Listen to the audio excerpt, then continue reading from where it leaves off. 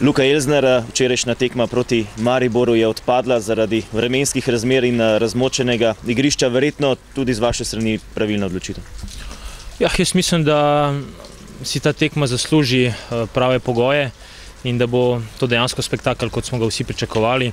Zato mislim, da je bilo smiselno, da se ta zadeva predstavi, čeprav bo težko najti pravi termin, ampak jaz rad gledam pravi nogomet in v včerajšnjih razmerah to ne bi bilo možno.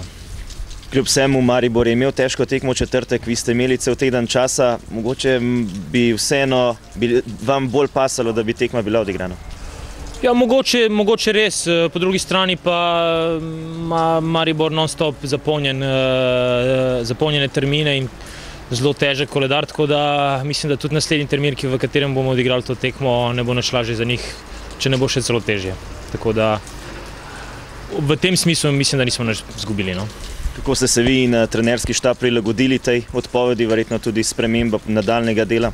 Ja, normalno, to je normalno delo trenerjev, da dejansko spremenijo plan treningov in intenziteto dela, ki smo jo načrtovali, ampak mislim, da nas niti ni v taki fazi, v taki meri presenetilo, ker po eni strani smo bili pripravljeni na te dogodke glede na vreme, ki je vladalo 2 dni pred tekmo.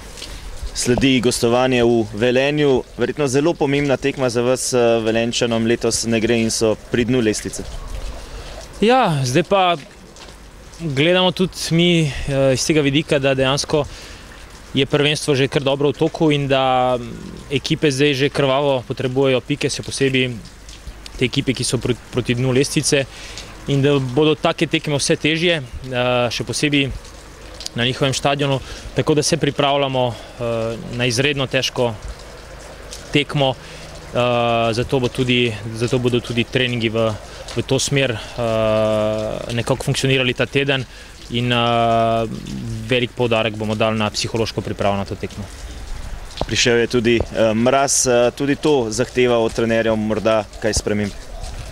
Ja, zaenkrat niso še grozne temperature, da bi dejansko to veliko vplivalo na sam fiziološki vidik treninga, bo pa sigurno potrebna ena rahla aklimatizacija za telo, ampak igralci naši so vajeni na te zadeve, na take razmere in hitro preklopijo, tako da ne vidim nobene težave. Najlepša hvala in srečno. Hvala.